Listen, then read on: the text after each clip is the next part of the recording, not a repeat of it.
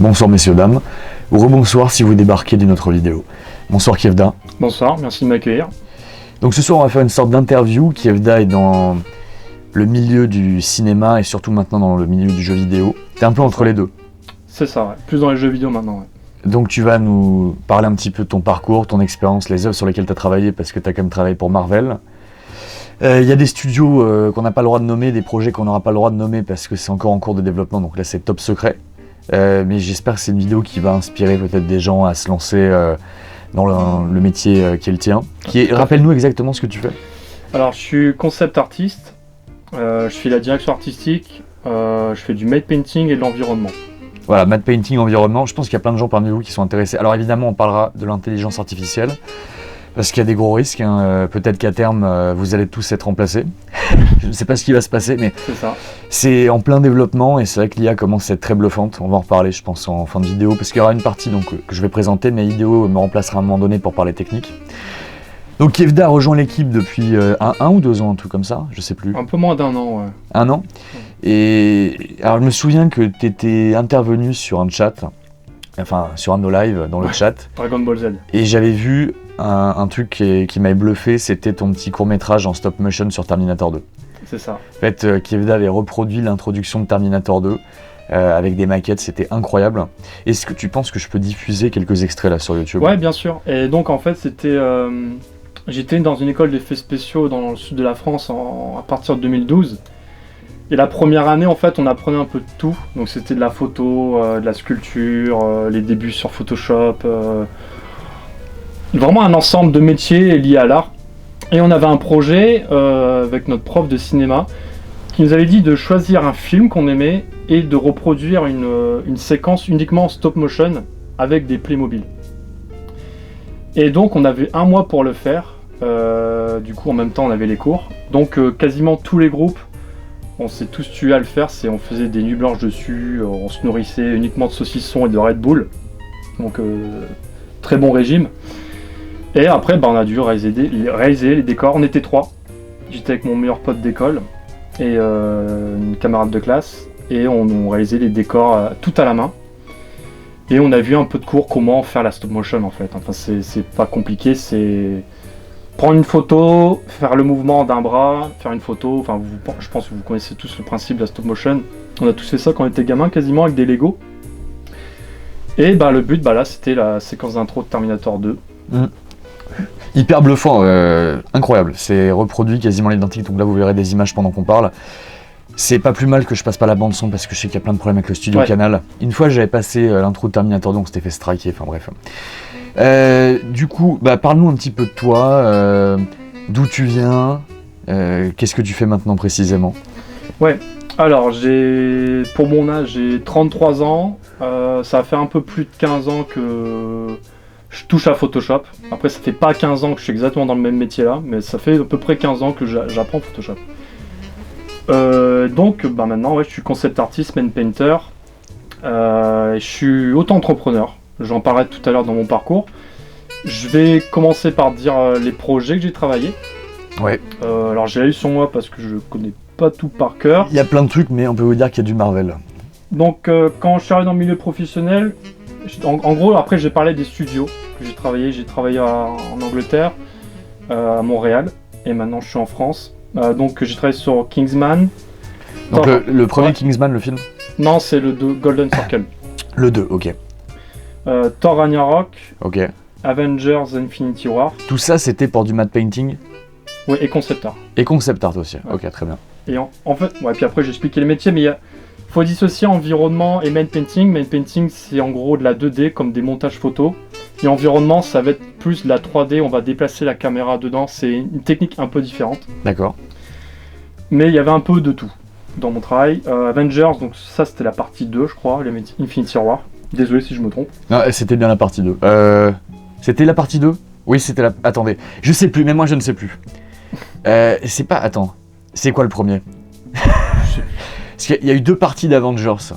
Non, je crois que c'était bien la deuxième partie quand il se passe un drame. En fait, j'en ai tellement rien à foutre de ces films, malgré la présence du Galactus, mais c'est pas la même époque. Non, c'est le 2. Je viens de me rappeler des plans. Ok. Il y a eu Timmy Fillure Timmy Feller, c'est un petit film commandé par Disney+, avec un enfant qui imaginait un ours polaire, et l'ours polaire, en fait, il était réalisé en 3D, et on le voit, en fait, dans le décor, qui casse un peu tout, etc. J'avais travaillé sur un peu le design de l'ours. Quelquefois, ça arrive aussi que je travaille pas que sur les décors, mais plus sur des designs d'objets ou de personnages, mais c'est très rare. Dumbo, les Animaux Fantastiques 2, Le Mans 66 ou Ford v Ferrari.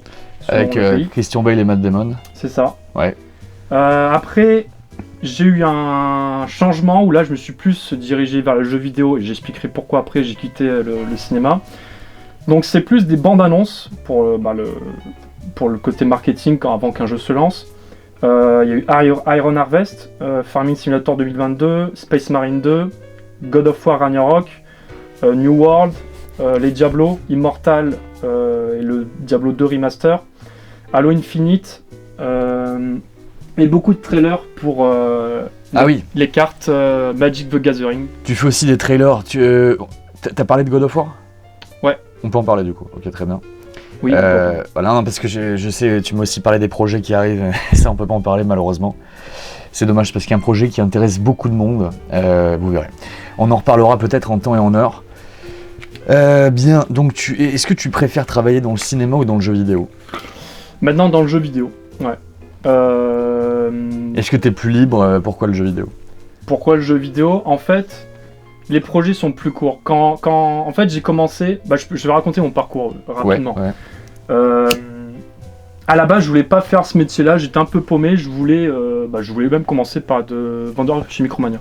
Ah ouais ? Ouais, ça m'intéressait. Moi, j'aimais bien manipuler les boîtes et je voulais faire ça. En quelle année tu voulais être vendeur ? Je devais avoir 16 ans. De mes 16 ans. T'as bien fait de changer de secteur. Je vois, j'ai vu toutes tes vidéos. Surtout par rapport au pognon que tu peux te faire. Parce que là, ça paye quand même bien de faire ton métier. Il faut donner envie aux gens. Ouais, alors quand t'es salarié, tu te mets bien, mais je vais en venir si vous voulez que je parle de salaire. Tu te mets bien si t'es salarié, mais tu te mettras encore mieux si t'es à l'étranger comme à Londres ou au Canada. Ça payait mieux à l'étranger ? C'est plus stable. En France, tu seras intermittent du spectacle. Parce que, par exemple, le niveau de vie quand t'es à Londres est supérieur à celui quand t'es à Paris. Est-ce que t'es quand même beaucoup mieux payé quand t'es à Londres qu'à Paris ? Quand t'es en débutant, tu gagneras un salaire simple. Je crois que je gagnais quand j'ai commencé à 2500 € et je payais 1500 € de loyer. Mais après, c'est moi qui l'ai décidé parce que je voulais vraiment vivre dans le centre de Londres. Je voulais vivre une expérience ouf. J'ai pas économisé quand j'ai commencé à Londres, mais je regrette pas. J'étais content de ce que j'ai fait là-bas, j'ai vécu. Mais après, quand tu montes, j'ai des amis qui sont encore à Londres, ils montent, ils se mettent bien quand même. Et quand t'es à Montréal, tu te mets encore mieux. Ouais, il y a beaucoup de développeurs qui vont là-bas. Ouais. Et après, là, dans mon cas précis, j'en parlais tout à l'heure, je suis auto-entrepreneur, ça fait que moi, pas de projet, pas d'argent, pas de chômage, pas de vacances payées, donc c'est différent. Mais ouais, du coup, en fait, je voulais aller dans l'armée. Je voulais aller dans l'armée de l'air, donc en fait, parce que je suis un passionné de base de tout ce qui est aéronautique, ça vient de mon père. Et donc j'ai passé un diplôme d'aviation, donc c'est pas le diplôme ultime, c'est juste le BIA, c'est un brevet d'initiation à l'aéronautique qui est sur 1 an, qu'on peut passer dès son plus jeune âge. Ok. Donc c'est sur 1 an, on a des leçons toutes les semaines, et à la fin, son diplôme, on pilote 2 fois un avion, je crois. Tu sais piloter un peu? J'avais 18 ans la dernière fois que je l'ai fait, mais j'ai les bases de pilotage, quoi. Bien, je ne monterai jamais avec toi.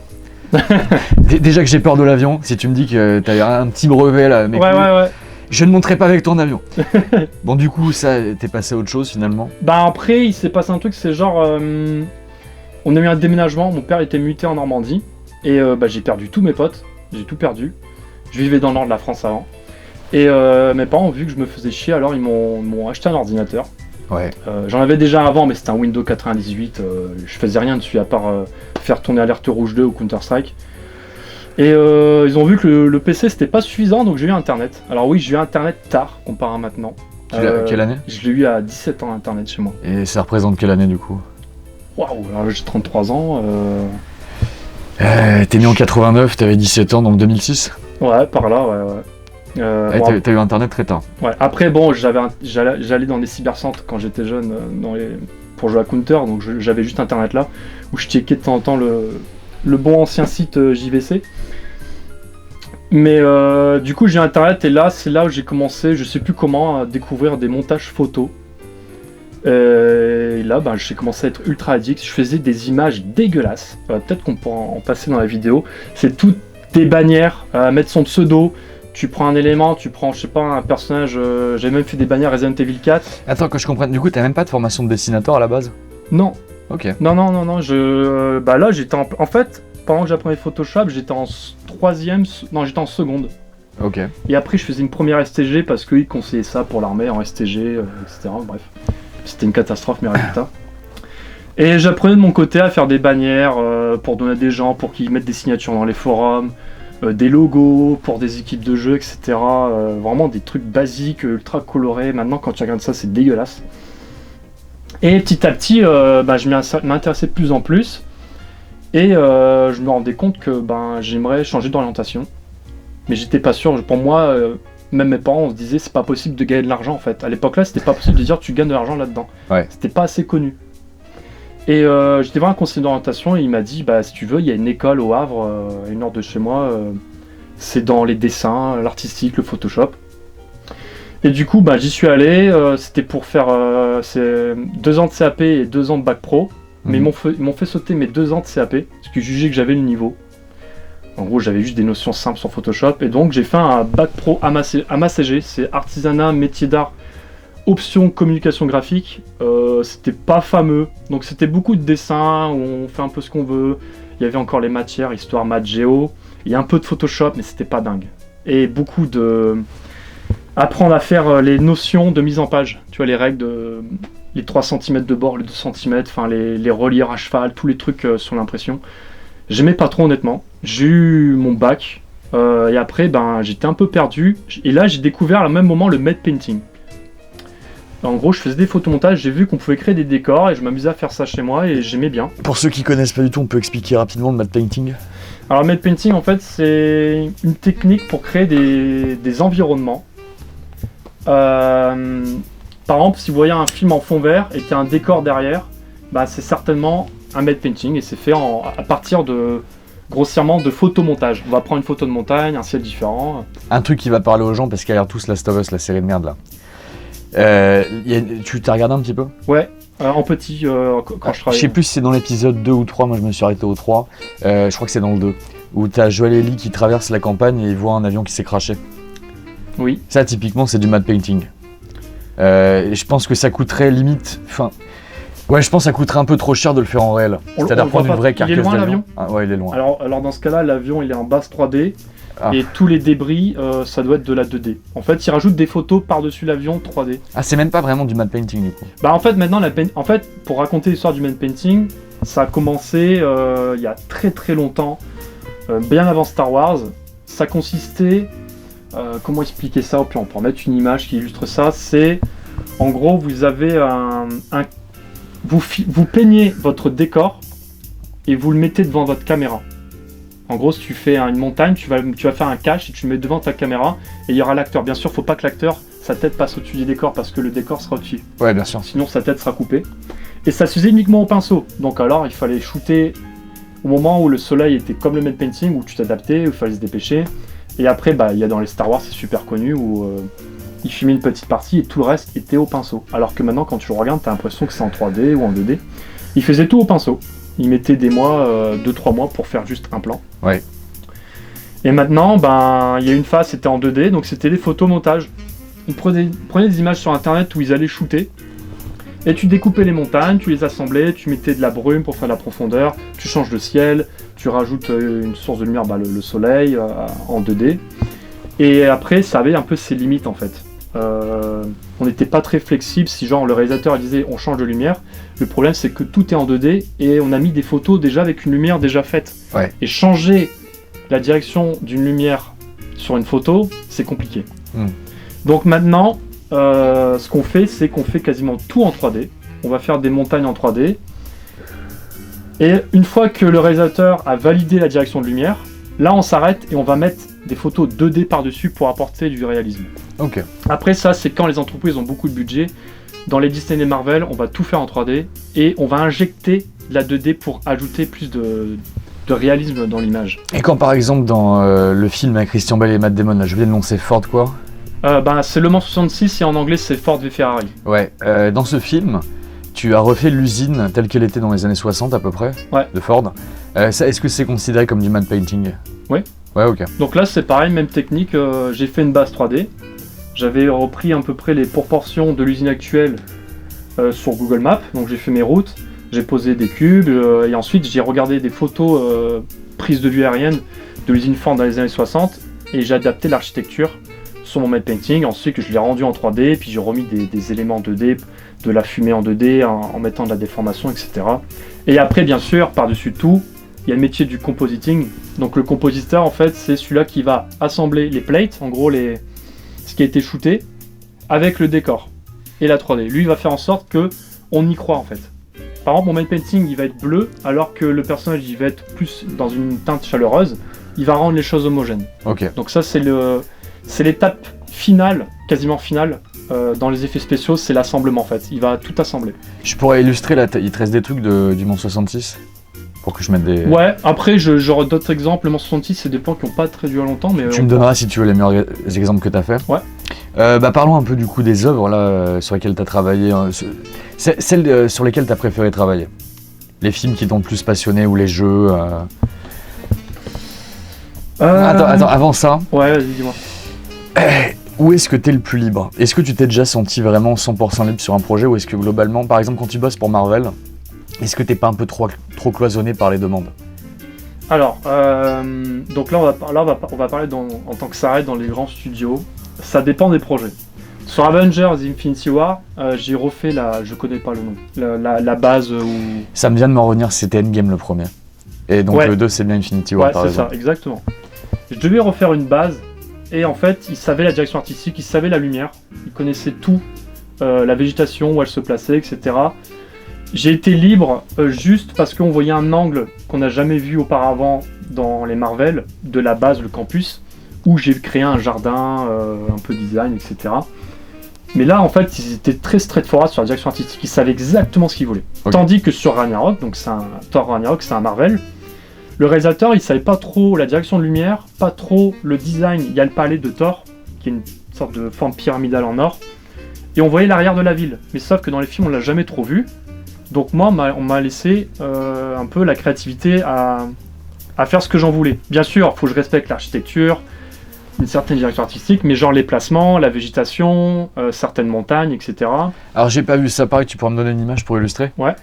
Très bien. Et donc c'est où tu as été le plus libre sur les Marvel, c'est Thor Ragnarok? Ouais, il y a des moments, pareil, il y a des fonds verts, et en fait, bon, de base, moi j'étais dans le département environnement, matte painting, mais il faut savoir qu'il y a un département, art department, c'est que les concept art. Donc ça, en fait, c'est la pré-production, c'est avant le film. Ouais. Donc eux, ils vont faire la direction artistique, et ça se fait avant le film. Et quand le film a été shooté, en fait, tous les concept art n'ont pas été réalisés. Donc ce qui fait que du coup, on se retrouve avec des fonds verts où on ne sait pas quoi faire. Donc quelquefois, soit ça part au département concept art, mais s'ils sont trop surchargés, ça vient en environnement et on peut le donner aux personnes qui gèrent un peu le concept art. D'accord. Et donc moi, on m'a proposé ce que tu veux essayer, et du coup, j'ai fait des concept art. Il y avait un fond vert, je crois que c'était un allée de vaisseau, et ils n'avaient pas d'idée, donc moi j'ai fait plusieurs variations. En gros, c'était différents types de piliers de vaisseau, différents layouts de lumière, etc. Et j'étais un peu plus créatif là-dessus. Mais il y a des projets, tu l'es pas, d'autres tu l'es. Et quelquefois, c'est... Dans le métier là, ça dépend de ton profil. Tu as des gens, ils vont être en environnement, dans le même studio, ils vont être en layout. C'est-à-dire que eux, ils vont faire uniquement la position des objets 3D. C'est tout. C'est-à-dire que tu auras, mettons, tu dois faire une décharge à la Blade Runner. Eh ben, tu vas construire les décharges et t'en feras pas plus. Tu vas pas faire de texture, pas de lumière, pas de DMP, tu poses. T'en as d'autres qui vont faire les deux. Tu vas poser, tu vas faire du matte painting par-dessus, c'est-à-dire que tu vas rajouter des petits débris en 2D, tu vas peindre quelques petits trucs. Et après, bah, tu peux faire tout. Moi, j'ai eu la chance de pouvoir tout faire, c'est-à-dire je faisais le layout, je faisais un peu la lumière, je faisais le rendu, les textures, le matte painting 2D par-dessus, et aussi du concept. Ok, et en jeu vidéo, t'es quand même plus libre, t'as plus de possibilités? Alors ouais, du coup, pourquoi je préfère le jeu vidéo? Donc en fait, faut savoir que j'ai changé de statut. En fait, j'étais à Framestore, c'est ça le studio. Du coup, Framestore, c'est mon premier studio pro. Je reviens vite fait en arrière pour mon parcours. J'ai fait un bac Ensuite, matte painting, je ne savais pas trop si on pouvait travailler là-dedans, donc je voulais être web designer. Donc je voulais faire un BTS audiovisuel, je crois. J'ai été refusé parce que j'avais pas assez bonne note en mathématiques, etc. En audiovisuel? Ouais, Ok. BTS audiovisuel. C'était apparemment, ils conseillaient ça pour être web designer. Ok. Donc refusé. Alors, du coup, j'ai été voir les Beaux-Arts. J'étais aux Beaux-Arts du Havre, c'était pas pour moi. C'était très créatif. Hein, il y avait des gens qui dansaient, il y avait des ballons, ils mettaient du papier mâché dessus. C'était pas mon délire. Ça faisait très striptease niveau documentaire. On aurait pu faire un bon truc dans cette école-là, je trouve. C'est un peu trop branchouille un télo, c'est ça? Non, je sais pas, c'était trop délire. Moi, j'avais déjà une idée technique dans le matte painting, plus de la 2D, mais ils faisaient pas trop ça en fait. Ah, ok. Eux, c'était plus créer une œuvre d'art. Ok, c'est plus à l'ancienne. Ouais. C'est sympa aussi, mais c'est pas mon truc. Et là, bah, c'en est venu pendant 3 ans. En fait, je continuais Photoshop. Je sais pas trop quoi faire. J'apprenais matte painting. Après, j'avais un groupe de musique, donc j'étais beaucoup dédié à ça, à 100%. Donc musique et Photoshop. Et après, au bout d'un moment, la musique, ça avait ses limites. C'était plus si on voyait plus loin, il faut que les membres du groupe, ils arrêtent leurs études, quoi. On peut pas continuer les études et aller plus loin en musique.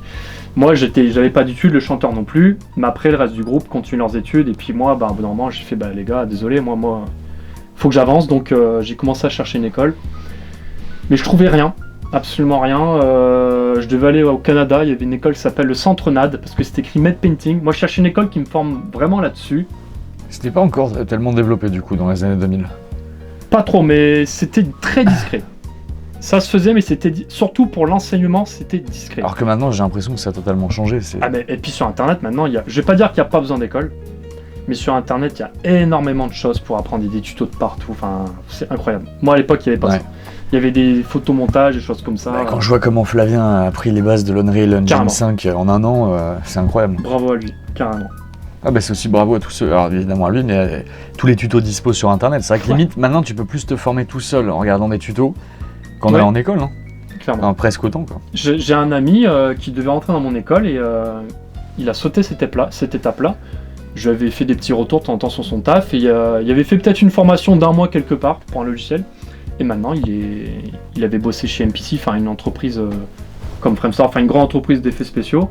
Et maintenant, il a son entreprise. Et il n'est pas passé par la case école, mais je dis pas qu'il faut pas passer par une école, parce que l'école, moi, m'a appris pas mal de choses importantes, comme la sinuosité, etc., des notions que je n'utilise pas forcément, mais la photographie, la sculpture, j'ai appris ça à l'école, ça me sert quand même maintenant.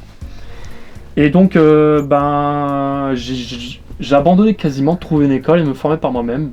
Et mes parents m'ont un peu aidé et tout était nul, sauf un jour ils m'ont montré une école qui est dans le sud de la France, ça s'appelle RFX. Et il y avait un film avec des avions, un peu Seconde Guerre mondiale, un peu sophistiqué, et j'ai trouvé ça dingue. Du coup c'était des élèves de 5e année. Et c'est dans cette école du coup où t'avais le truc Terminator? Ouais. Et donc j'ai passé un entretien et j'ai été accepté. Je devais rentrer en 2e année parce qu'ils trouvaient que j'avais les notions, mais il n'y avait plus de place. Ils m'ont dit si tu commences la première, j'ai dit oui. Et je regrette pas parce qu'en première année, tu prends vraiment tout le panel de tous les métiers. Et 2e année et 3e année, après tu te spécialises. Et donc voilà, 4 années. Donc c'est 5 années maintenant, mais nous c'était 4. Donc 4 années dingues. Genre j'étais dans le sud de la France, c'était pour moi, tout était nouveau. Je me suis fait des sacrés potes et encore maintenant ils le sont encore. Et va falloir qu'on fasse une couche, je suis désolé. Ido m'indique qu'on arrive à 25 minutes. Ouais, ça marche. Et on reprend juste après. Ça roule. Excusez-moi, nous reprenons. Donc tu en étais avec tes amis dans le sud que tu as rencontrés. Ouais, très très bonne expérience que j'ai eue dans cette école-là. Mon humeur et tout, la quadruplée, j'étais vraiment heureux. Ouais. Je me suis défoncé, quasiment comme tout le monde dans l'école. Des nuits blanches. Genre faut savoir qu'avant l'école, j'étais un gros no-life. Dédicace à Ben. Je jouais à Diablo jusqu'à 11h du matin. Je jouais beaucoup aussi. Je crois que c'est le point commun de quasiment tout le monde dans l'équipe, on a tous eu une période no life. Ouais. Et du coup, cette école-là m'a ultra passionné, ça m'a retiré l'envie de jouer au jeu, et tant mieux parce que j'ai des potes dans mon école-là, malheureusement. Ils sont tombés addicts? Ils étaient encore addicts, genre à StarCraft et tout, et ça les a virés, ils ont pas réussi à tenir le coup. Ouais, forcément. Et donc voilà, donc c'était une formation sur 4 ans, on a vu tout un panel sur plein de trucs que j'arrivais pas à trouver sur internet auparavant, comme la 3D, c'était un peu galère à apprendre la 3D. Et ensuite, la dernière année, en fait, on fait des groupes et on doit faire un court-métrage. Ouais. Donc, un court-métrage de quelques minutes, on était assez libre. On choisit un lieu de tournage, on choisit le thème, et ensuite, on fait les effets spéciaux. Donc, soit c'est un film d'animation complètement en 3D, il y en avait très, très peu, ou alors c'était fond vert et shooting. Et moi, on était 2-3, on était spécialistes en gros. Moi, j'étais pas dans un groupe, j'étais spécialiste environnement. Ça fait que je travaillais pour plusieurs groupes en même temps. Ça fait qu'à un moment, j'ai fait un plan avec des éoliennes pour un tel film, un plan avec un volcan pour tel film. Avec etc. des aliens? Des éoliennes. Il n'y a pas eu d'aliens, malheureusement. Et après ça, du coup, donc c'est une école privée, oui, c'est une école payante. À la fin, c'est un tremplin en fait. Ouais. Nos films, c'est sympa, ils passent au cinéma. Donc en plus, on doit faire une affiche de notre court-métrage et ils mettent ça devant le cinéma, comme si qu'il y avait des vrais films. Ouais. Donc là, il y a la famille qui vient, tu t'habilles en petit costard, et t'as les profs, les élèves, ta famille et les jurys. Les jurys, t'as un jury pro, c'est-à-dire que c'est des entreprises qui viennent de l'Europe en général, les grosses entreprises, petites, moyennes et grandes entreprises.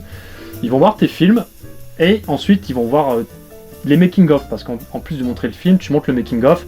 Donc là, ils vont voir les mecs qui parlent, ou les femmes, les filles. Ils vont repérer comme ça les travaux, parce qu'en gros, pendant le making-of, tu expliques ta technique de travail, comment tu as travaillé, etc. Et ensuite, à la fin, on se retrouvait à la plage. Il y a un petit bar, etc. Tu prends un verre, et puis je crois que maintenant c'est le lendemain. Tu as un entretien avec les studios. Donc là, tu montres ta bande démo. Et la bande démo, c'est le ski. Toutes les œuvres que tu as faites en condensé en 2 minutes. Et tu mets un breakdown. En gros, un breakdown, c'est tu vois le plan et ensuite tu vois comment il a été construit. Par exemple, un décor, tu vas avoir une montagne qui tombe, un vaisseau qui tombe. En gros, c'est pour construire le plan, voir toutes les couches qui étaient appliquées. Et tu as un petit entretien avec eux pendant 15 minutes. Et ensuite, on t'envoie un message ou on t'appelle dans les semaines qui suivent pour te recruter. La plupart du temps, quasiment tout le monde a eu un travail. Même les élèves qui ont eu plus de difficultés, ils ont eu un travail. Parce que les entreprises font confiance à l'école, parce qu'ils savent comment on a été formé en fait. C'est pas juste on est technique, mais on a vu le reste. On était dans la solidité, on a vu la sculpture, la photo, je vais pas revenir là-dessus. Du coup, ton premier employeur, c'était qui, Marvel? Alors normalement, ça devait être ILM. ILM carrément. Ouais, mais le problème d'ILM, c'est que la paye était trop faible. Ah. C'est vraiment. Est-ce que tu peux nous donner un petit peu un ordre d'idée de la paye quand tu commences là? Alors c'était 20. Alors en France, je sais plus en mois, ça représente combien? Alors à l'étranger, on paye c'est en année, c'est 20K. Ah, on te paye directement à l'année? On parle comme ça niveau négociation. Ok. Donc là, ils te proposaient 20 000, c'est-à-dire un peu moins de 2 000 € par mois. Ouais, et l'école déconseillait d'accepter parce qu'à Londres, c'est très cher. C'est vrai que tu m'as dit que t'avais payé genre 1 500 € un 15 mètres carrés. Ouais, à peu près, ouais. Après, bon... Putain, les prix à Londres, c'est encore pire qu'à Paris. Enfin, je sais même plus maintenant à Paris combien c'est, tellement c'est parti haut aussi. Mais... Je pouvais avoir un plus grand logement pour le même prix, mais j'étais un petit peu en dehors de Londres, et c'était de la moquette toute sale, etc. Et surtout, pourquoi j'ai payé ce prix-là, c'est que j'avais que 6 jours pour trouver un appartement. C'est-à-dire, j'étais propulsé à Londres. Ah oui, en plus tu commençais à Londres. Voilà, je connais rien de Londres, et on me donne 1 semaine à me débrouiller seul à trouver un appartement. Donc moi je connais rien, donc j'ai pris l'endroit où j'étais le plus proche, et c'était pour ceux qui connaissent, à Hyde Park. Très sympa, je le connais. Côté de Fort Street, etc. C'était très petit mais propre. Mais c'est pas grave. J'avoue maintenant je ferai attention, mais je m'en fous. J'ai aucun regret. Et j'en étais où? Par rapport à la paye, donc tu avais refusé, oui. ILM c'était trop bas, donc ils te proposaient combien? 20 000?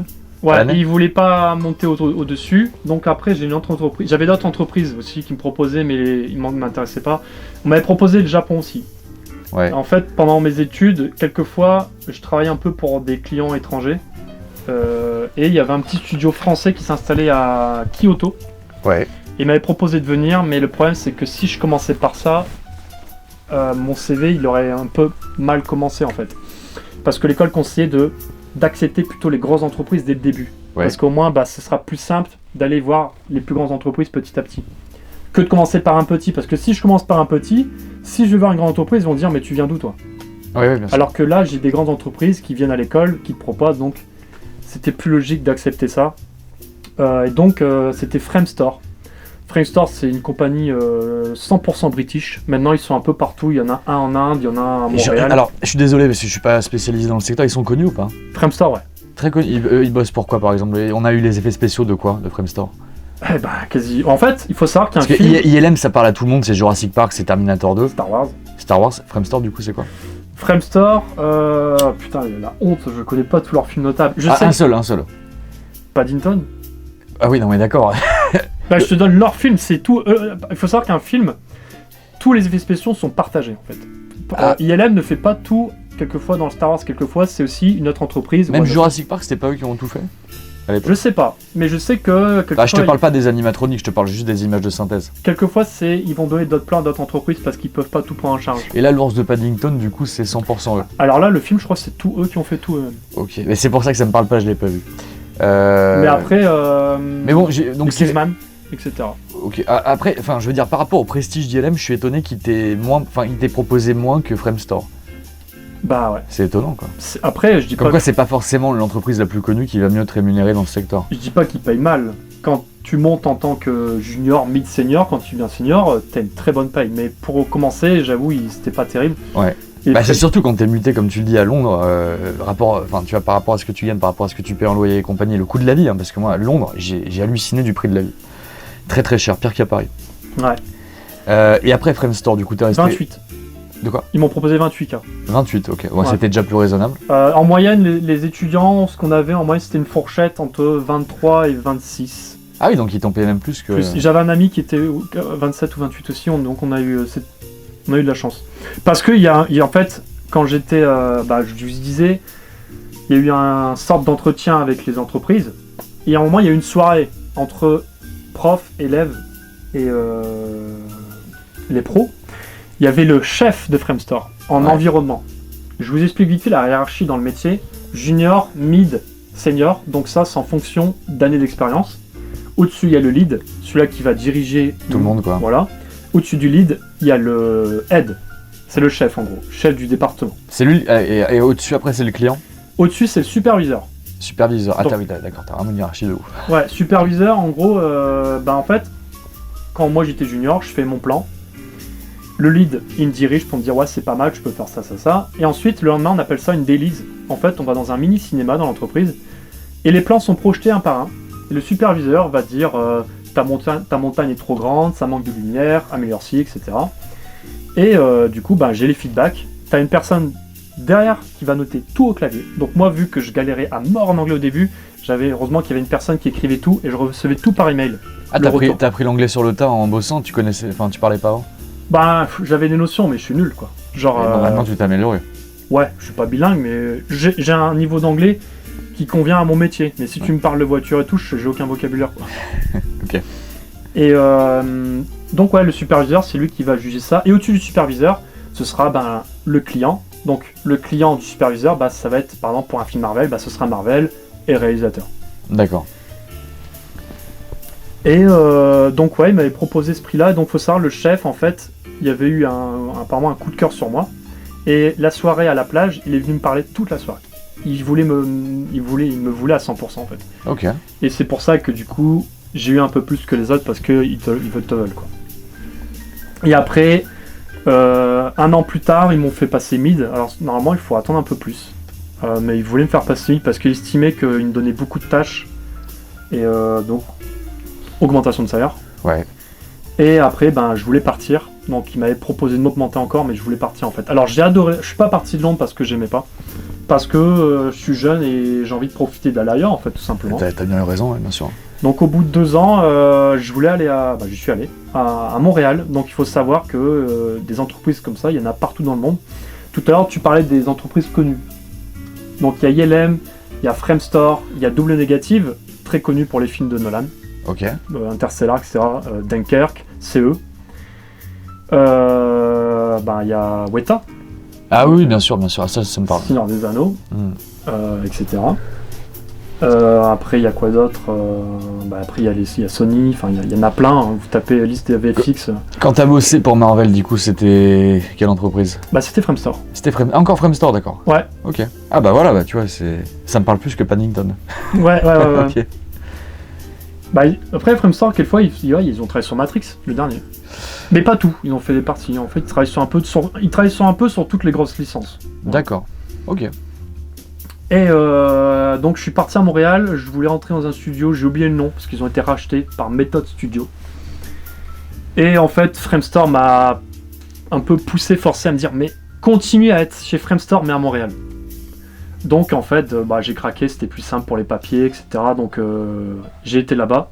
Donc pour travailler à l'étranger, il y a 2 manières de travailler à l'étranger. Soit vous faites un permis de travail, c'est-à-dire que vous devez payer et vous avez une sorte de loterie, un dossier à être accepté. Alors c'est plus simple de travailler au Canada, à Montréal qu'aux États-Unis. Les États-Unis, en temps français, c'est galère. Et du coup, moi, l'avantage, c'est que j'avais un visa de travail. Ça fait que c'est Framestore qui me faisait un visa, j'avais rien à faire quasiment.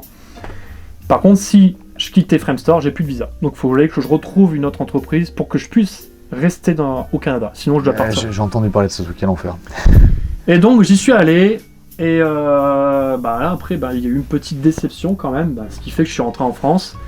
Donc, je suis arrivé, j'ai eu un petit entretien. Ça s'est bien passé.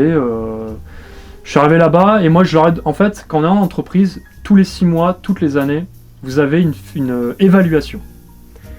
En fait, il y aura les superviseurs vont vous faire un petit paragraphe, ce sera sur vous, sur votre comportement, sur votre travail, la qualité de travail, surtout. Donc, superviseur, aide, quelques salariés comme de mon niveau, en gros junior, mid-senior, les leads, et vous avez un avis. Donc j'avais eu un bon avis de Framestore Londres, etc. Je leur ai donné les fiches, etc. Et en fait, il y a un gros problème de communication parce que quand je suis arrivé à Framestore Montréal, j'ai fait des tâches comme si j'étais stagiaire. Ah. Donc j'avais commencé sur Dumbo. Ah, le Burton ? Ouais.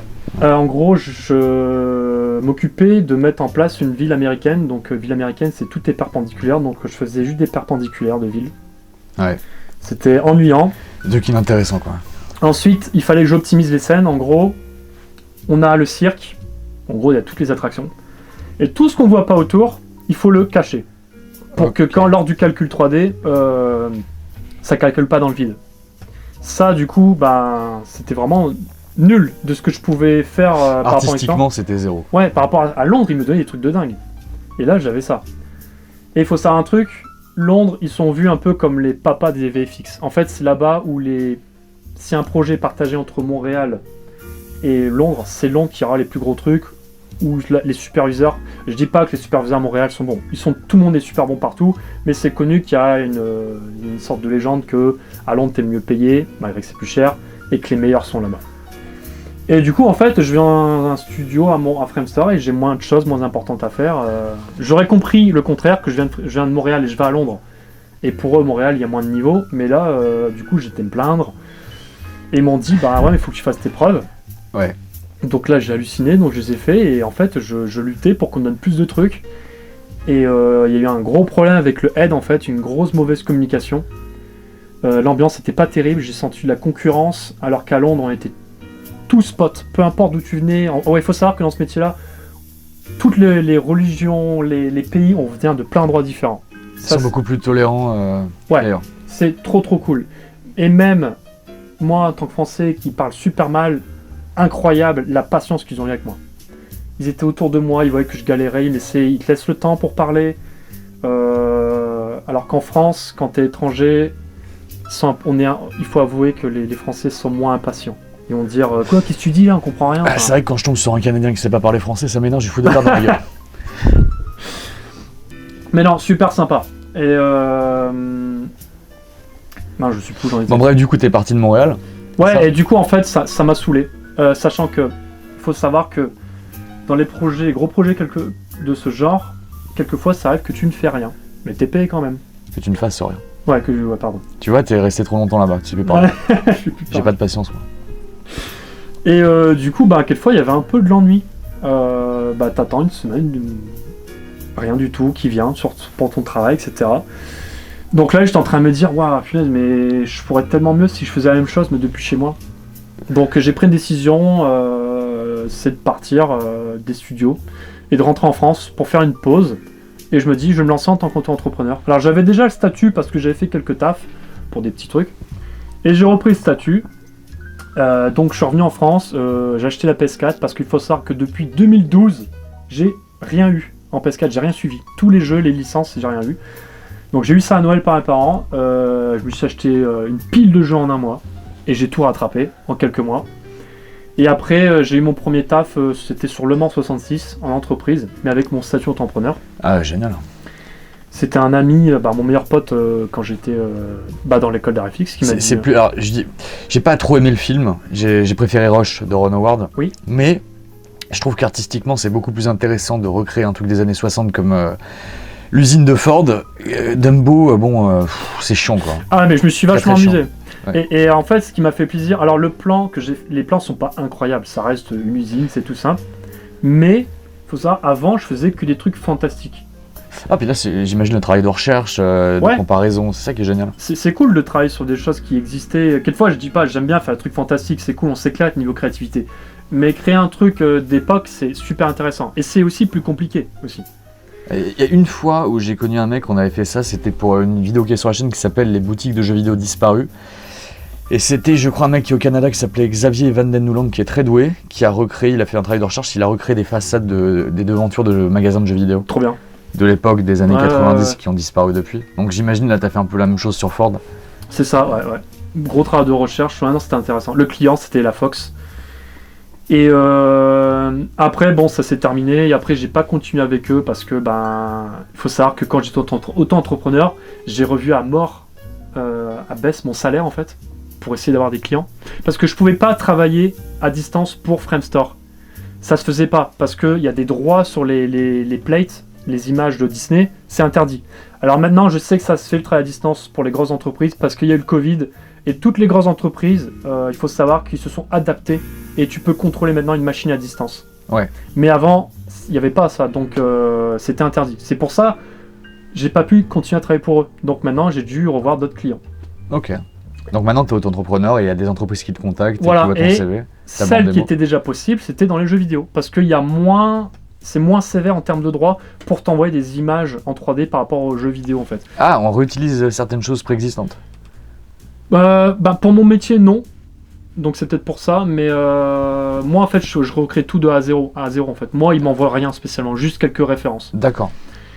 Et donc en fait après la première entreprise qui m'a contacté, où là j'étais plus entreprise mais vraiment chez moi, donc c'est ce que je recherchais, c'est Axis Animation. Donc c'est une entreprise en Écosse, ça va faire quasiment 3 ans que je suis client avec eux. Faut savoir que quand on est entrepreneur, les clients ils sont assez éphémères. Ça fait que tu travailles une fois pour eux, après ça se termine parce qu'ils ont trouvé quelqu'un d'autre ou ils sont plus intéressés. Ouais. Et avec eux, très fidèles.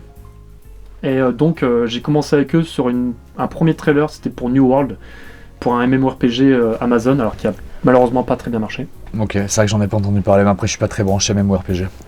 C'est le premier plan, ma bande démo d'ailleurs. Et direct, ils m'ont fait confiance, ils m'ont donné le premier plan, qui était, on avance vers un volcan avec un cratère. Le volcan est divisé en deux avec des roches qui flottent. Et c'était assez lourd, parce que j'aurais pu avoir un truc plus simple, genre améliorer, mettre un ciel, mais j'ai eu un plan complet. Et après, ils ont continué à me prendre. Et après, il y a un autre client qui a vu que j'ai travaillé chez Framestore. Donc le fait d'avoir travaillé dans une grande entreprise, ça m'a aidé. Sur LinkedIn. Donc jusqu'à maintenant, en fait, j'ai quasiment pas démarché l'entreprise. Ils sont toujours venus à moi. Ah, c'est énorme. Et du coup, de fil en aiguille, là, t'es sur des jeux de plus... Enfin là, vous connaissez tous God of War. Récemment, je dis pas de conneries, il y a eu Forspoken, non ? Forspoken. Alors, t'as fait quoi sur Forspoken, par exemple ? Donc ça, c'est un studio suédois qui s'appelle Goodbye Kansas. Le jeu est pas bon. Hein. Ouais, c'est dommage. Alors, c'est pas de ta faute. Ouais, non, moi... Mais dis-nous de quoi t'es responsable sur Forspoken. Maintenant que j'ai un des responsables de ce truc-là, je veux poser des questions. Donc vas-y. Qu'est-ce que t'as fait ? C'est le dernier trailer marketing qui était sorti, qui est en full CG. Ah, ça va. Donc t'as bossé sur un trailer. Ouais. T'as pas bossé sur l'environnement du jeu. Non. Parce que j'ai des trucs que j'ai trouvé scandaleux. Bien sûr. Notamment les proportions. Je comprends pas. Texture. Ouais, les textures. Bon, ça c'est 15 ans d'ancienneté. Mais ce que je comprends pas, c'est les proportions. Tu sais, t'as des jeux comme ça choque pas les gens. Witcher 3, il y a un gros problème de proportion. Les gens ne le voient pas ça. Mais toi j'imagine que suivant les jeux tu vas t'amener à faire certains trucs architecturaux. Ouais. Donc toi tu fais très attention aux proportions. Ouais. Ça, c'est pas toi qui es responsable de cette connerie sur Forspoken.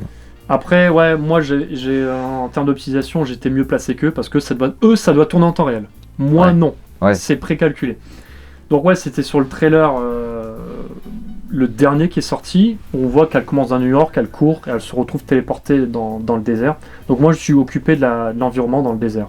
Ok. Mais pas le jeu même. Effectivement, j'avais des références du jeu, du coup, pour m'inspirer.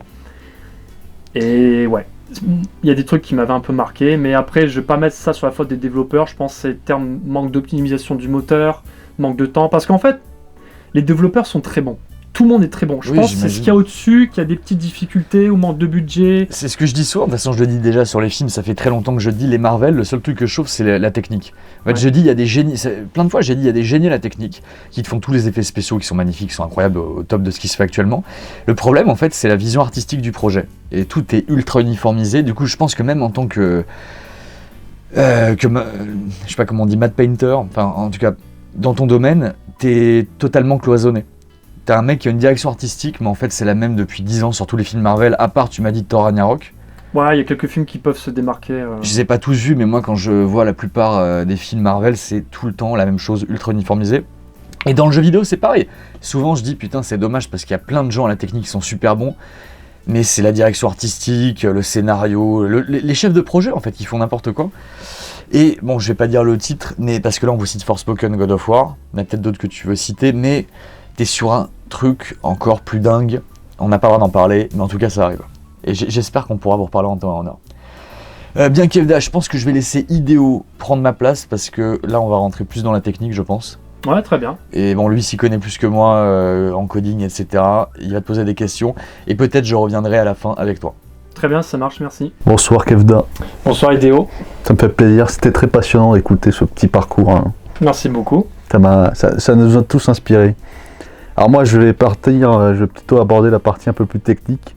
Déjà premièrement, c'est quoi les outils? Parce qu'on parle pas des outils là. Les outils, c'est une clé de 12. Ah bah tiens. C'est une clé de 12 qui fait tomber les choses. Les outils, donc les logiciels. T'as parlé de Photoshop, mais est-ce qu'on utilise Photoshop d'une manière, même dans les trucs, les projets les plus que tu as cités? Ouais. Ouais. Bah alors les logiciels. Avatar 2 c'est Photoshop? Il y a du Photoshop dans Avatar 2. Ah bah dis donc, Ouais. Tu m'apprends quelque chose. Pour l'environnement, le main painting, on va dire, les outils, ça va être un logiciel 3D. Donc ça peut être Maya, ça peut être Blender, Houdini. Cinema 4D, Houdini. Tu m'as parlé de Nuke aussi, Nuke. Oula, ça on en reviendra. On reviendra après ça. Et donc ça, on va faire uniquement la base 3D. Les volumes, le détail, et là-dessus on va faire la lumière, la texture. Mais ça, tu l'as appris sur le tas ou c'était les cours de à J'avais l'école? appris un peu avant l'école, mais l'école m'a plus formé là-dessus. Et, notamment avec les trucs de photographie. Voilà. Après, il y a aussi une part d'investissement hors école. C'est-à-dire que j'attendais pas que les cours de l'école. Le soir même, je faisais beaucoup de projets perso, tu vois.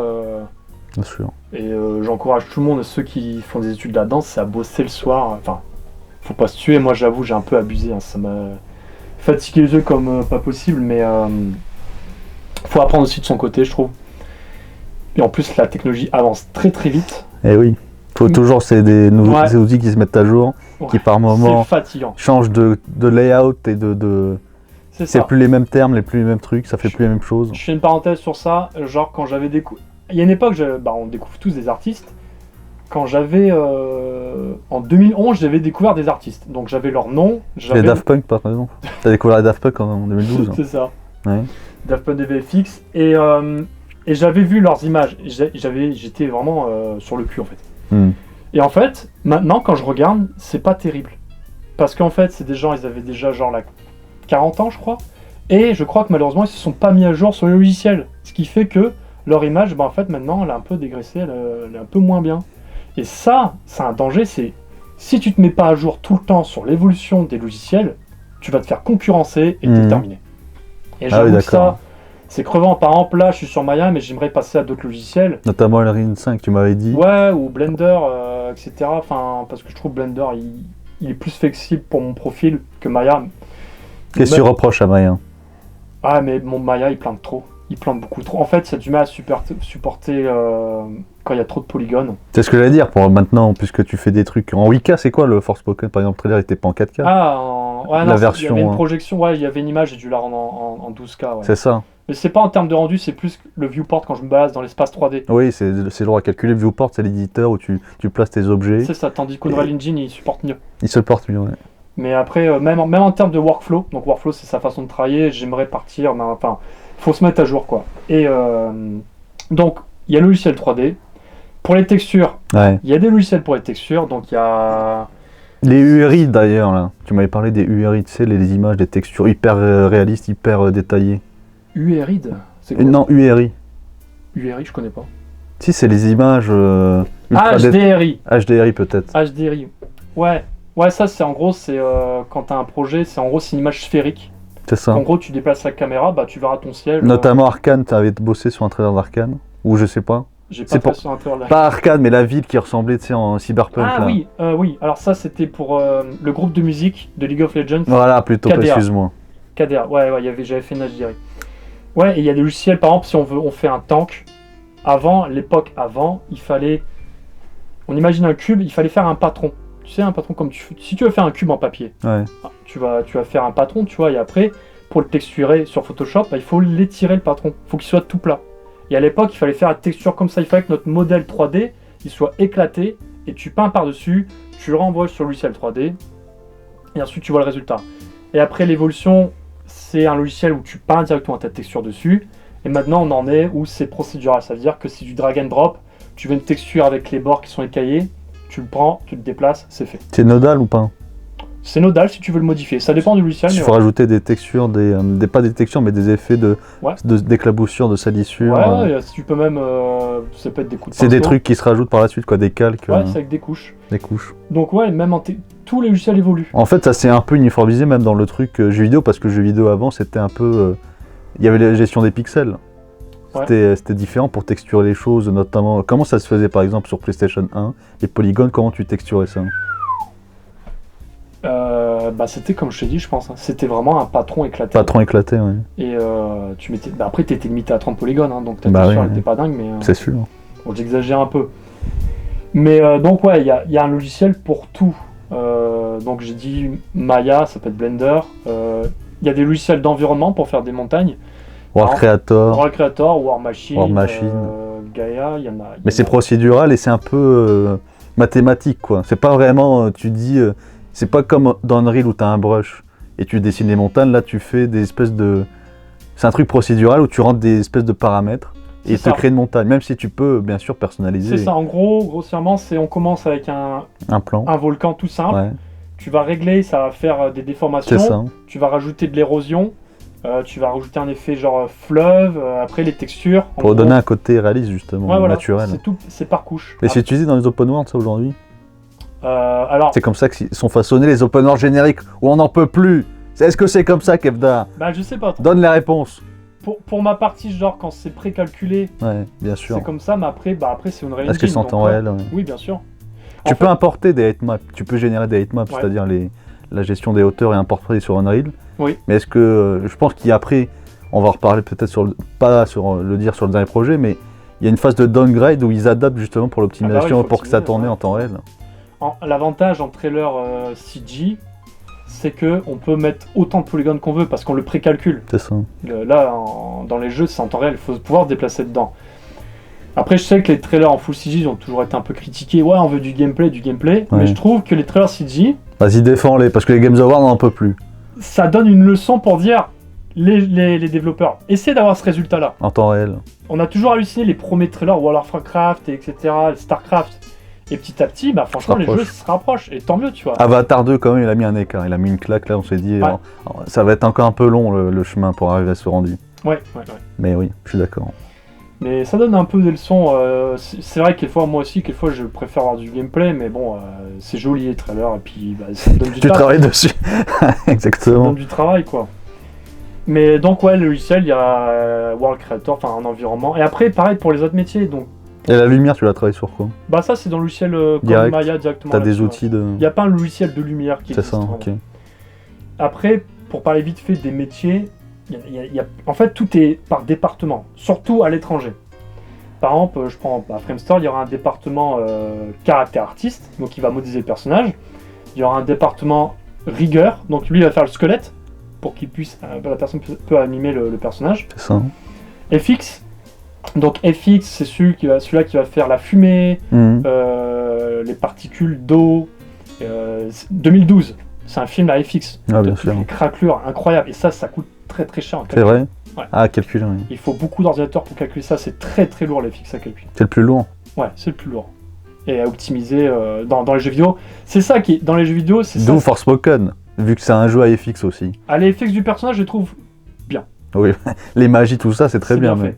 C'est peut-être pour ça qu'ils ont peut-être pas. C'est ça, réussi à pour l'environnement, les textures et tout. FX, voilà. Ouais. Mais dans les jeux vidéo, comme vous avez pu le remarquer, ben voilà, c'est quand un personnage sort de l'eau, bah ça fait des vieux PNG, des vieux JPEG qui tombent. C'est vrai, on a encore beaucoup de trucs 2D bien. Les cascades, les trucs comme ça, on voit. Le feu même, le feu. Le feu. Plein de textures en 2D, le feu. Voilà, ouais, plein de trucs comme ça. Ouais.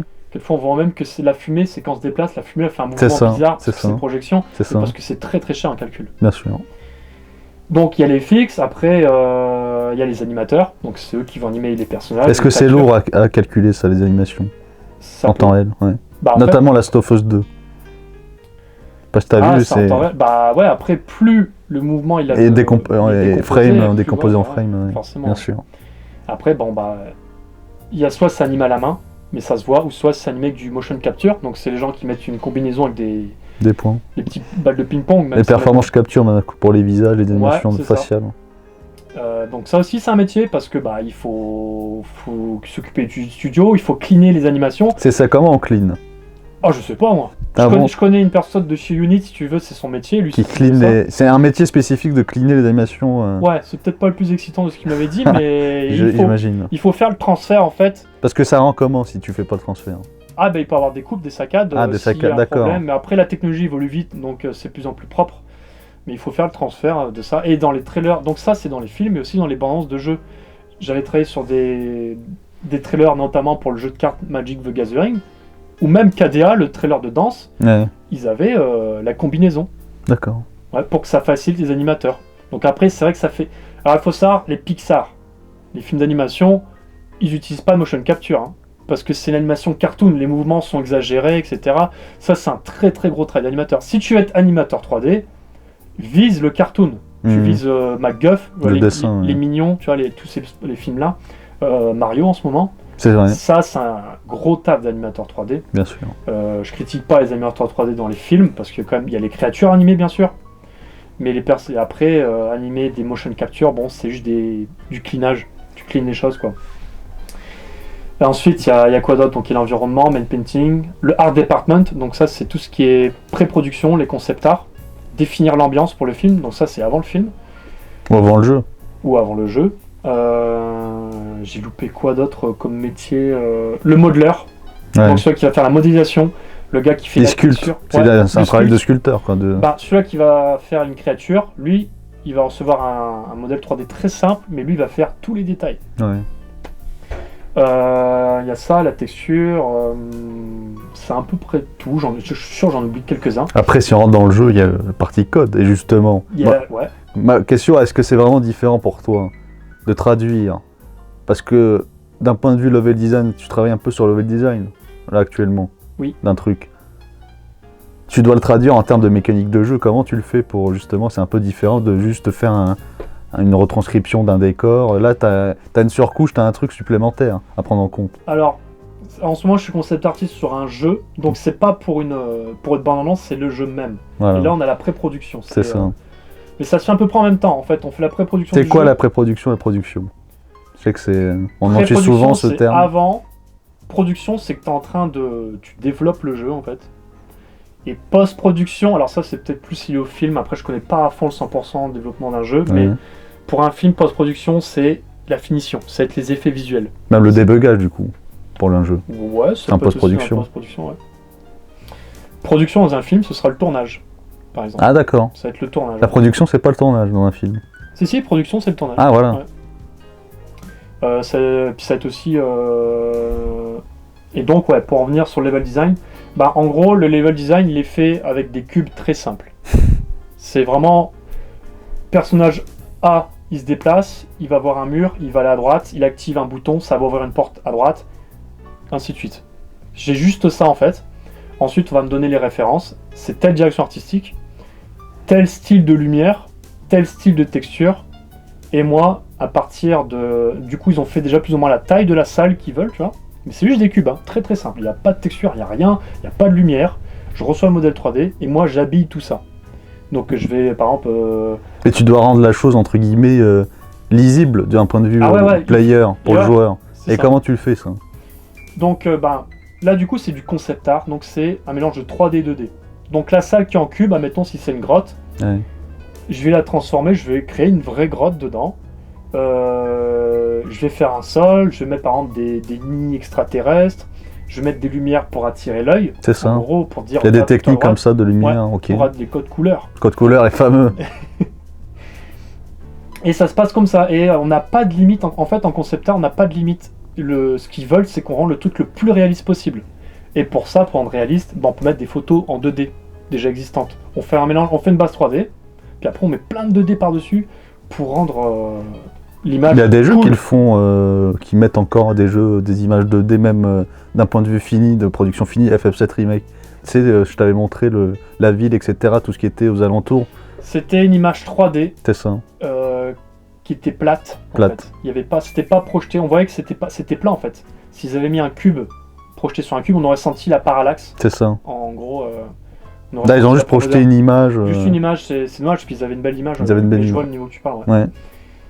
Mais ça se passe comme ça. Et il faut rendre l'image la plus incroyable parce qu'en fait, il faut vendre le niveau. Il faut vendre la direction artistique. Et une fois que la direction artistique est validée, et ben, si moi j'ai fait une base 3D, je l'envoie au développeur. Tu l'envoies comment? Ah bah c'est un fichier 3D. C'est un fichier 3D, un FBX quoi. Pour les connaisseurs, ça peut être un fichier alambic, FBX, une scène Maya, avec les textures. Avec les textures dedans, voilà. Ouais. Après ils auront pas tout parce que moi quelquefois je l'améliore en 2D, donc je peux pas leur donner ça, c'est du Photoshop quoi. Et eux après ça, ben ils vont soit récupérer ma 3D, ou la refaire par-dessus. Parce que moi la 3D en fait, on n'a pas de limite de polygones parce que je fais juste une image. Mais eux, il faut que ce soit optimisé. C'est ça. Parce que moi, j'ai des scènes, quelquefois, c'est des millions de polygones. Eh oui. Quelquefois, pour certains moteurs, ça passe pas. Bah oui, c'est pas optimisé. donc ils vont refaire les polygones. Les polygones d'un jeu, c'est tout ce qui est le maillage et c'est le nombre de faces. Plus il y a de faces, plus c'est long à calculer. Alors, il y a deux différentes manières de calculer les polygones. Il y a les triangles. Ouais, en jeu vidéo, c'est triangulisé. Ouais. C'est ça. Alors que tu as les verticles aussi, non? Ou c'est pareil? Vertex? Ouais. Les vertex, c'est juste les points des triangles. C'est ce qui relie en fait les... C'est ça, ok. Et dans les films, c'est en quad. Ça, c'est en quad. C'est 4 côtés, quoi. C'est ça. Ouais. Ok. Et donc, eux, ils vont reproduire le concept art, mais en vrai, en temps réel, et que c'est optimisé. Voilà. Mais est-ce que c'est le même principe que les LOD? Les Level of Detail. Ah, LOD, ça, c'est notre phase de développement. Mais c'est à peu près le même principe, c'est-à-dire que tu as un truc... Ça n'a pas un rapport avec moi. D'accord. Eux, c'est leur problème. S'il y a trop de détails, c'est à eux à faire en sorte que les LOD, en gros, les LOD, c'est plus on est loin de la caméra, moins il y a de faces, donc on peut plus... Est-ce que tu fournis ça, toi, ce travail-là, ou pas du tout? Non. Pas du tout. Non, c'est à eux à optimiser. Et plus on est proche de la caméra, plus la roche, ça va avoir des polygones et plus détaillés. Et plus on est loin, plus c'est moins détaillé. C'est pour ça qu'il y a des jeux, quelquefois les forêts, ça va être des triangles pas beaux, parce qu'il ne peut pas afficher 600 arbres à l'écran. Donc ils vont mettre moins de polygones possible. Et plus on se rapproche, moins on voit d'arbres, mais au moins on peut mettre plus de polygones et plus c'est détaillé. Même d'un point de vue, je vois de plus en plus cette technique par rapport aux animations des personnages au loin. Ils sont en 30 FPS, ou même 20. Ça, ouais. Ils sont pas à 60. C'est vrai qu'il y a des saccades. C'est ça. On dirait presque de la stop motion. Ouais, c'est ça. Ça c'est pour les petits PNJ très lointains, notamment sur PS2, ça se voyait à mort. Hein. Ouais. Les batailles, je crois que c'était dans Seigneur des Anneaux, c'était très saccadé. C'est le même principe. Hein. Ouais. C'est peut-être pas Elodie, mais je pense là c'est plus nombre d'FPS affiché à l'image, je sais pas. Mais il y a vraiment toi, la gestion de l'optimisation, c'est pas toi, quoi. C'est pas ton problème. Il y a quelquefois, on me propose du travail. Moi, il y a pas longtemps, j'ai eu une offre pour Asobo. Le studio japonais qui a fait. C'est ça, non? Non, Asobo. Asobo, je confonds avec l'autre là. Comment il s'appelle le studio japonais de Nicolas Doucet là? Ah, mais parce que le jeu s'appelle Astrobot, voilà. Ou Astrobo, je sais pas quoi. Asobo, c'est. C'est Plectile, le fameux Plectile. C'est ça. Et Flight Simulator surtout. Et là, c'est un travail d'environnement même dans le jeu. Ah. Mais moi, ça m'intéresse pas trop. Pourquoi ça t'intéresse pas? Faut tout optimiser en fait. Et c'est bien, ça, c'est intéressant. Et je pense faut que je me forme à ça. Ah. Et j'ai la flemme. Vraiment, j'ai la flemme. Parce que sinon je m'arrête jamais en fait. C'est ultra complexe en fait le métier. Il y a beaucoup de spécialisation et changer comme ça. Je préfère travailler de façon brute avec beaucoup de polygones. Je rends une image ou un plan précalculé. Mais ça c'est encore du coup un autre travail. Je dis pas que c'est inaccessible quand on sait faire ça, mais c'est notre manière de travailler quand on fait les environnements, les détails dans un jeu même. Mais maintenant que les moteurs Unreal Engine 5, on peut se permettre d'envoyer beaucoup de polygones maintenant. Ah oui. À l'époque, il fallait... Avec notamment le nanite, tu sais, Ouais. les algorithmes pour justement décharger ce côté-là des textures, des polygones.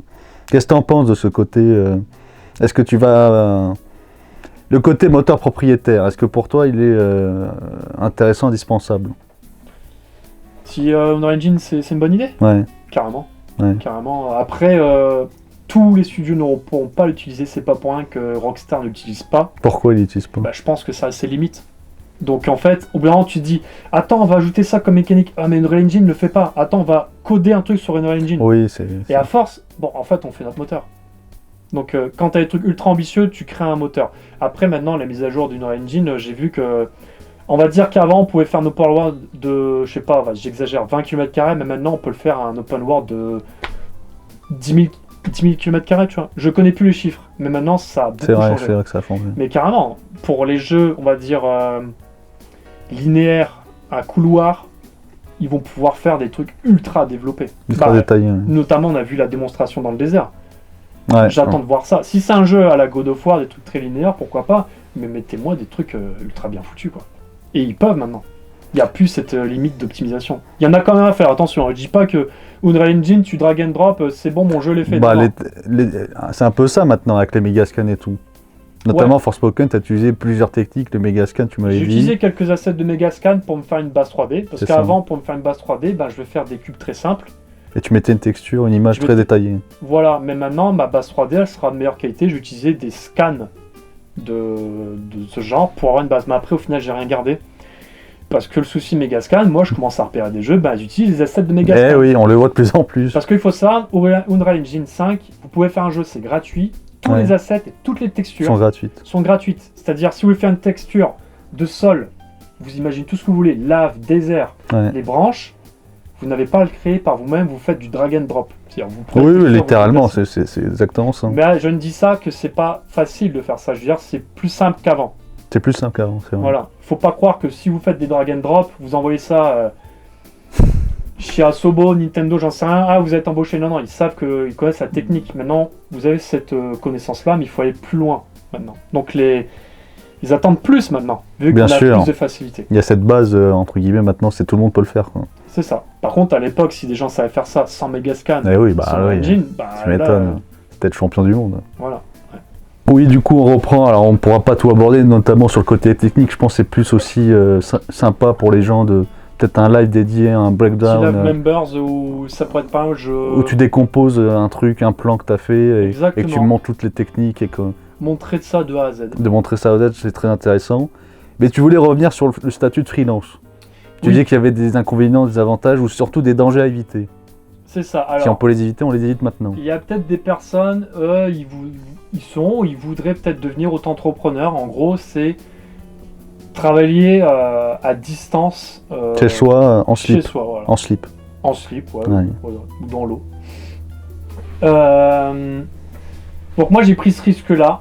J'étais salarié, comme je disais avant, chez Framestore. J'avais des vacances payées. Alors, pas beaucoup, parce qu'à Montréal, je crois que c'est 14 jours. Ah oui, quand même. En France, c'est combien? 4 plus? C'est 21 jours, je crois. Non, en France, t'as plus de semaines que ça. Je sais pas. Je crois que c'est 8 semaines, je crois. 8 semaines? Ah oui, mais quand... Ouais, ça dépend d'où t'es, hein. Ouais, mais je crois que t'as beaucoup de vacances en France. Bon, là-bas, si tu compenses les RTT, oui, peut-être. Ouais, t'as pas beaucoup de vacances, mais t'en as quand même. T'as les mutuelles, genre j'ai eu une paire de lunettes. T'as le côté social, tu vois, t'as plein de trucs. Moi, je prends pas de vacances, donc j'en sais rien. Enfin, t'as surtout, si t'as une famille, t'as la sécurité quand t'es salarié. Enfin, je vais pas expliquer les avantages d'être salarié, bien sûr. T'as un salaire. Ouais, voilà. Et ce qui est cool à Montréal, c'est que t'es payé toutes les 2 semaines. Ah. Ça, c'est sympa. Par contre, t'es tenté de dépenser plus vite ouais, aussi. Bah voilà. Et la vie est moins chère. Et donc, ouais, auto-entrepreneur, moi, j'ai pris ce risque-là. Alors, parmi mes anciens camarades de classe, on est très peu. Dans ma promotion, je crois que je suis le seul. Ouais. Donc c'est sur 50 élèves. Mais parce qu'aucun studio ne travaille comme ça aussi avec Non, ce que tu on t'a disais pas en formé. distance. Ouais, Il c'est n'y avait ça. pas aucun outil à distance, c'est le Covid, comme tu as dit, qui a développé Exactement. ces moyens, nouveaux Exactement. moyens, nouveaux canaux. Et d'ailleurs, est-ce qu'il n'y a pas des dangers avec ces nouveaux canaux? Déjà, moi, d'un point de vue artistique, comment tu arrives à créer cette émulsion, cette ambiance, cette espèce d'unité à distance? Que tout le monde soit, entre guillemets, uni, Ah, bon, motivé. Oui, mais un cahier, c'est pas suffisant, il faut une même énergie, il faut quelque chose. Ah bah après, tu te débrouilles. Ouais, tu te débrouilles. Bah ouais, c'est vrai, du coup, quand t'es freelance, là, bah je suis tout seul dans mon Ah coin. oui, Du coup, quelquefois, les inconvénients, il y en a plusieurs. Il y a des avantages et inconvénients. Je commence par quoi? les inconvénients. Les inconvénients. 1, t'es tout seul. De 2, t'as ta PlayStation ou ta Xbox à 1 mètre. T'as des trucs, des distractions. Au début, j'ai eu du mal. Hein. J'ai C'est la discipline après. J'ai des amis qui ont essayé un peu d'être auto-entrepreneurs, ça n'a pas duré longtemps parce qu'ils n'arrivent pas à travailler, ils sont chez eux. Mm. Alors après, bien sûr, il y a la solution Tu te d'aller crées dans des trucs coworking. coworking, mais les coworking, Ça coûte. ça coûte. Il faut les moyens. Non, sinon tu te fais une salle chez toi dédiée à ça, quoi. Ouais, mais tu restes chez toi. Bah du coup, moi, vu que je suis sur Paris, j'ai un petit appart, bah c'est à côté de mon lit. Tu vois, mon bureau, c'est à côté de mon lit, tu vois, c'est pas terrible. J'espère plus tard, j'aimerais bien, si j'ai une maison, bah faire une petite cabane, tu vois. Au fond du jardin. Ouais, voilà. Et travailler là-dedans, au moins dissocier un peu le pro et la vie privée, tu vois. Bien sûr. Donc ça, c'est un inconvénient. Deuxième inconvénient, c'est le social. J'ai aucun contact, c'est-à-dire que Ah oui, bonjour le matin, tu prends un café avec quelqu'un, j'ai rien. C'est genre ça compte, ça. je mange mes chocs à pic tout seul, tu vois. J'ai un peu de social, mais très rapidement avec les artistes. Genre, elle est cool ton image, ça va? T'as été où? Ah, j'étais en vacances. Terminé. Ça va pas plus loin. Quelquefois, je sais qu'ils font des petits calls. Bah, c'est à travers des discussions notamment que tu as de nouvelles idées, t'inspirer aussi. Donc si t'as pas ces moments-là, Oui, c'est vrai. ça peut te brider artistiquement. C'est ça. Après, pas de clients, pas d'argent. Ouais. Alors attention, quand on est en France, on est intermittent du spectacle. Ah oui, c'est ce statut-là. Je le suis pas. Ah, Je vais expliquer pourquoi. Quand tu es intermittent du spectacle, faut faire certaines heures, je crois. tu fais certaines heures, mais en gros, tu pas sûr, quand tu es intermittent du spectacle, tu peux travailler dans un studio chez eux. Quelquefois, ils autorisent le distanciel. Une fois que tu as fait certaines heures, tu as le droit à un chômage, en fait. Ouais. Voilà. Je connais pas plus le sujet, désolé. Mais moi, en fait, je suis freelance parce que, en fait, le statut intermittent ne marche pas à l'étranger. Et moi, je travaille principalement pour les étrangers, pas pour les Français. J'ai travaillé un peu pour les Français, en tant que freelance. Mais du coup, je suis là à ce statut. Et donc, si j'ai pas de clients, je suis pas payé. Voilà, tout simplement. Quelquefois, il y a des clients, ils me disent « T'es dispo 30 jours ?» Je fais « Oui ». Quelquefois, ils vont me payer que sur le nombre de jours que j'ai travaillé. Ils me disent « T'es dispo 30 jours ?» J'ai fait que 3 jours, je paye que 3 jours. C'est un peu dégueulasse, ça m'a posé des problèmes par moment. Je me suis fait avoir il y a 2 ans. Mais après, j'ai des clients, du coup, c'est plus les étrangers qui font ça, parce que moi, c'était des Belges et des Français qui m'ont fait ça. Je me suis fait avoir. Les étrangers me disent « T'es dispo 30 jours ?» T'es payé 30 jours, ouais. quoi qu'il arrive. Ça, c'est Quoi bien qu'il ça. arrive. Bon, après, bien sûr, si tu fais pas ton taf, t'es absent, tu seras pas payé, Bien sûr, on bien retire sûr. un peu. Mais ça s'appelle du coup des contrats. Alors, bien sûr, l'inconvénient, quand t'es salarié, moi, j'avais des contrats de 6 mois renouvelables. Quelquefois, si t'aimes bien, ils vont faire un contrat d'1 an. Il n'y a pas trop de CDI à l'étranger. Ça peut se faire, mais c'est plus des CDD renouvelables. Puis ils augmentent ton salaire en même temps, etc. Et donc, moi, les contrats que j'ai, c'est quelquefois 1 mois. Et quelquefois, j'ai un client, c'est 6 mois. Pour moi, c'est un cadeau de Noël, quoi. Je suis sûr, pendant 6 mois, de payer, c'est un cadeau de Noël. Ah, c'est vraiment très au jour le jour, quoi, ton Ouais, histoire. mais c'est pour ça que, du coup, pour me sécuriser, je prends plusieurs clients. Ouais, vraiment. Voilà, c'est-à-dire que s'il y en a qui se terminent, j'en ai déjà un en cours. C'est ce que tu préconises, quoi. Voilà, c'est vraiment quelquefois, ça arrive que j'ai peut-être 4-5 clients. Ah oui. Donc, je fais pas les 5 dans la journée, mais je vais en faire 2, un le matin, un l'après-midi, un la nuit. Et après, je reprends. Mais c'est change. facile de jongler entre plusieurs. Ça Parce que va. j'imagine c'est pas toujours le même ton, Alors, le même du coup, truc. oui, il faut savoir s'adapter parce C'est ça. qu'il y a un truc, ce sera sur le fantastique. Ouais, voilà. Là, ça va être un spectacle parce que je fais pas que des effets spéciaux dans les jeux. Je fais aussi, genre, c'est déjà arrivé des spectacles pour Disneyland ou Futuroscope, c'est genre faire des concepts pour des spectacles ou même j'ai travaillé pour un youtubeur, pour un décor, enfin, quelquefois c'est assez varié. Mais principalement, je suis dans les effets. T'as travaillé sur ce décor, on le dit. C'est toi qui est derrière tout ça. Ouais. Mais ensuite, les inconvénients, c'est la comptabilité. Tu gères tout toi-même. Ouais. Tu dois gérer la TVA, et la France, c'est compliqué pour ça. Par exemple, quand tu dépasses un certain chiffre seuil de chiffre d'affaires, tu dois facturer la TVA, que pour les Français. Ensuite, il faut la déclarer. Si tu es en retard, parce qu'on te dit pas les dates, on vient pas t'envoyer une lettre, ouais, oublie pas la TVA. Non, tu le fais pas, tu reçois une amende, selon à partir de 100 €, voire plus. Ensuite, tu as une taxe qui s'appelle la CFE, c'est la taxe d'entreprise. Bon, elle est élevée quand tu as une entreprise, un gros bâtiment, mais même si c'est chez toi, tu as une taxe d'entreprise, tu existes, tu payes entre 100, 400, voire plus euros par an. Il faut déclarer à l'URSSAF tous les trimestres, tu déclares. Tout à fait. L'argent, quand tu es en freelance, tu la reçois en brut. Les salaires, tu vois, tu reçois l'argent net, c'est-à-dire que l'entreprise va déjà tout décharger, c'est eux qui payent. Moi, l'argent, c'est un peu frustrant, je reçois l'argent brut, admettons, je reçois 3 000 €. Oui, tu dois déclarer, je déclare, je donne 20%. 20%, donc ça fait un peu mal parce que l'argent est sur ton compte, tu déclares 20%, donc il y a 20% qui partent, c'est 22,2 je crois. Et après, tu as les impôts comme tout le monde. La TVA qui part, si tu as facturé la TVA. Tout part. Ouais. Il te reste rien. Ouais, quelquefois, tu as l'impression que ça fait beaucoup, mais quand tu retires les charges, voilà, c'est pour ça. Après, que tu prends plus de clients pour bien équilibrer. Les avantages. Je crois que j'ai fini en inconvénient, c'est à peu près tout. Ouais. Le social, la comptabilité, s'adapter au projet. Et puis pouvoir travailler depuis chez soi, et puis c'est là où tu vis, quoi. Et quelquefois, quand tu es salarié, tu finis à 18h, tu rentres, tu vas au bar, tu fais ce que comptes pas tes heures. Là. Moi, du coup, quelquefois, ça arrive que je suis en retard, je finis à 18h, non, en fait, je suis en retard sur un client, je vais continuer, je vais bosser jusqu'à 4h du mat. Là, j'avoue, je suis beaucoup plus instable comparé à quand j'étais salarié. Quand j'étais à l'étranger en entreprise, je finissais à 5h, je crois, terminé. On n'en parle plus. Les avantages, du coup, auto-entrepreneur, plus tu prends de clients, plus tu as de l'argent, après, plus tu es taxé. Voilà. Deuxième avantage, tu as juste un client, tu es en avance à mort, tu as fini à 14h, tu te barres. Quand tu es en entreprise, tu es flexible. Ouais, tu es ultra flexible. Tu veux travailler depuis la Thaïlande, tu peux. D'ailleurs, j'en profite pas, je le fais pas du tout. Je devrais. Tu peux travailler en Thaïlande. Tu veux pas, fiscalement, je sais pas si on peut en parler. Non, ouais, écoute, on va éviter. C'est bien connu que les auto-entrepreneurs, ils vont à Malte, voilà, pour pas avoir de charges. Alors quand t'es jeune, c'est bien, mais voilà, faut penser. On conseille pas. À cotiser, enfin voilà. Au bout d'un moment, tu reviens toujours dans ton pays en France, c'est pourquoi. Mais il y en a qui profitent d'aller à Dubaï, d'aller à Malte pour. C'est pas pour le pays, on va le dire. C'est pas pour le pays. Mais beaucoup d'entreprises, des startups de jeux vidéo vont là-bas pour éviter les charges. Ouais. Le pays se vend comme ça d'ailleurs. Et ça, c'est l'autre avantage. Après, l'avantage en freelance, c'est que moi, du coup, il faut savoir, sur les Marvel, j'étais sur des projets. Thor, c'était pendant 1 an. 1 an, je bouffais du Thor. Là, les projets de trailer, c'est court. Donc c'est du 1 mois à 3 mois. Donc, 1 mois, c'est un trailer, ça va se passer un truc fantastique. L'autre mois, ce sera futuriste. Donc, moi, j'aime bien changer de projet, d'ambiance. Donc, je change très facilement de projet. Et ça, c'est satisfaisant de ne pas rester trop longtemps sur la même chose. Ça, c'est un avantage aussi. Est-ce que tu peux pousser, justement, si tu restes pas longtemps? Est-ce que tu peux pousser la chose au fond, quoi? À fond? C'est-à-dire? Du fait que tu restes pas longtemps sur un truc, est-ce que tu peux...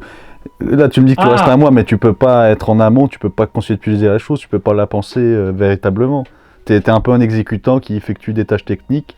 Alors après, ça dépend. Moi, je trouve que... À part pour le dernier truc, où là, t'es resté plus longtemps, mais justement, tu participes. C'est vrai, tu parles en termes de finition, que c'est peut-être trop court. Oui. Alors là, du coup, vu que c'est des trailers de jeux vidéo, c'est pas réaliste. Oui, d'accord. Du coup, il y a un peu une DA du genre, on sent un peu la 3D, mais c'est pas grave, mais on fait au mieux. J'ai jamais été trop frustré, en fait, ça va. Mais quelquefois, quand j'étais chez Disney, c'était un peu du pixel fucking. C'est genre... augmente de 2% la valeur... c'est bien de peaufiner, au bout d'un moment, ça fatigue. Là, c'est plus tu fais les trucs... Alors, je dis pas qu'on fait du travail bâclé, mais c'est vite expédié, c'est vrai, mais je trouve qu'ils m'ont toujours laissé le temps. C'est genre, j'ai jamais dit, c'est pas assez, il n'y a pas assez de temps. Quelquefois, je trouve qu'ils me laissent trop de temps pour un truc. Ok. Non, j'ai pas à me plaindre là-dessus. Les clients que j'ai, ils abusent pas. Franchement, c'est très raisonnable le temps, et ils sont très ouverts.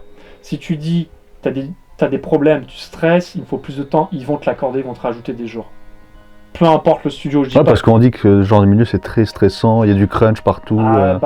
Est-ce que t'as senti ce côté-là Le crunch, alors j'en ai eu un peu quand j'étais dans les studios Framestore. Ouais. En gros, c'était le week-end. Quelquefois, ils disaient que t'étais pas obligé, mais quelquefois, ils disent est-ce que tu peux le faire, mais ils te payent. Quelquefois, en fait, je crois que c'est soit on te donne une journée de vacances, soit on te paye fois 1,5, soit fois 2 selon les studios. Mais j'ai eu de la chance que j'ai jamais vécu où Une période intensive. Mais il faut savoir que ça, le studio est censé plus te payer. Quand tu dois rester le soir, Bien on sûr. te paye fois 1,5. Il y a des jeunes, ils en profitent. Quelquefois, il y en a, ils font exprès de rester le soir pour avoir plus d'argent, tu vois. Moi, peu importe que je travaille la nuit ou quoi, je suis pas 2 fois plus payé. Ça reste un tarif. En freelance, en fait, on va donner un tarif. On va dire qu'un freelance, en général, ça peut être 300 € par jour, brut. Ah oui. Bien sûr, quand tu retires les charges, Ouais, bien pas sûr. moins, quoi. Et il faut toujours demander plus parce que t'es éphémère chez eux, tu vois. Donc c'est pour ça que t'as plus justement, pour te payer tes vacances. D'accord. Je sais pas si tu veux aborder aussi le côté maintenant que aussi t'es prof. Il y a plus le temps, les mecs, je suis Hein. Bon, on va conclure alors. Ouais. On voudrait parler de l'IA, de tous les dangers, etc. Je pense qu'il y a beaucoup de trucs à dire Ouais, encore. On fera une autre vidéo, un live. En tout cas, très intéressant. Merci Kevda. Bah merci Pour d'avoir tout, écouté. Je sais que pour ça cette a dû histoire. être un t'es très peu le fouillis. Mais c'est comme ça, c'est les aventures, les parcours humains, c'est un peu fouillis. Tu fais des allers-retours, des trucs. C'est jamais très linéaire, hein, tu passes par différentes étapes. C'est ça. Bah, merci à tout le monde d'avoir écouté. Puis Merci j'espère à à très tous. vite. Si vous avez des questions, voilà. en commentaire ou quoi. Avec grand plaisir. Merci. Merci. Salut. Ciao. Ciao.